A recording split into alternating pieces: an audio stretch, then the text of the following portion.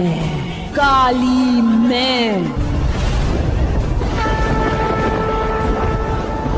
महाकाली मैं।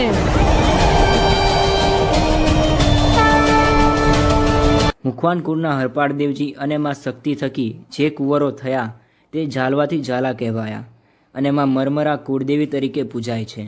ત્યારે માં મરમરા કુળદેવી તરીકે સ્થાપિત થયા તેનો ઉલ્લેખ માર્કંડેય ઋષિએ અસુરો સામે લડવા મરમરા માતાજીની આરાધના કરી, જે ક્ષત્રિય કુંડમાંથી ઉત્પન્ન કર્યા તે મુખવાન કહેવાયા અને શક્તિશાળી ક્ષત્રિય એટલે કે કુંડમાળજી મખવાન અને માં મરમરા દેવી ત્યારે જ કુળદેવી તરીકે સ્થાપિત કરાયા હતા અને અસુરોથી ઋષિઓની રક્ષા કરી તેવે સમયે મહાત્મા માર્કંડેયજી કે જેમને દુર્ગા સપ્તસતી પાઠની રચના કરી તેવા પરમદેવી ઉપાસકના આશીર્વાદથી જ કુંડમાળજીની શરૂ થતાં મખવાન કુળની કુળદેવીમાં મરમરા સ્થાપિત થયા હતા।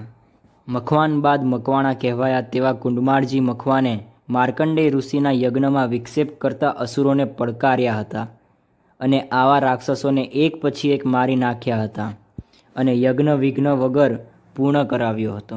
મહાપરાક્રમી કુંડમાળજીએ કુળદેવીમાં મરમરાનું સ્મરણ કરી તમામ અસુરોને પરાસ્ત કર્યા હતા અને વિજય પ્રાપ્ત કર્યો હતો। ત્યારબાદ પેઢી દર પેઢી મખવાનો ઉપર માં મરમરાની મહેર વરસી અને માં સદાશવની રક્ષા કરી છે।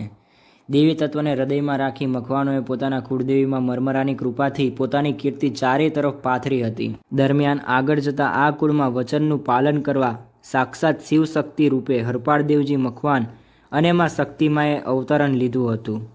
ત્યારે પણ આ માનવ સ્વરૂપને પણ માં મરમરાએ આશીર્વાદ આપ્યા હતા। આવા મહામાયા માં મરમરા દેવીએ સદા મખવાન અને ઝાલા કુળ પર અમીની દ્રષ્ટિ રાખીને જરૂર પડે ત્યારે પોતાના દીકરાઓને દુઃખમાંથી તાર્યા છે। 33 કરોડ દેવ આપણે કહી છીએ એની હમણાં દુર્ગા સપ્તસતીના 700 શ્લોક સાક્ષી પૂરે છે, માર્કંડ ઋષિના લખેલા અને વેદ વ્યાસનું લખેલું દેવી ભાગવત સાક્ષી પૂરે કે 72 કરોડા મહાબળિયા 72 કરોડ પ્રકારના રાક્ષસો જયારે હામાં આવ્યા હતા ને લડવા માટે ત્યારે એકલી લડતી હતી પરાશક્તિ।